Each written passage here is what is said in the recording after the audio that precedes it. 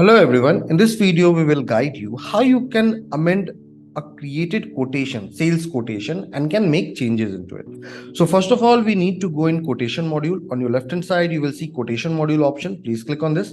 Now, once you will come in quotation module, please check. Here is one of the quotation which I have created. So I need to go ahead and change the quantity in this quotation. So I will open this quotation. After opening quotation, please check on your right hand side, very top corner, you will see amend option. So my second item, which is butterfly valve, in this, I want to make changes and the quantity will be 40.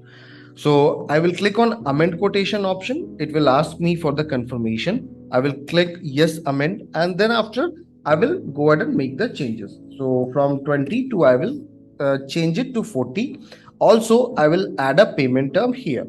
So few details which cannot be changed, like your document number or the currency of document while amending.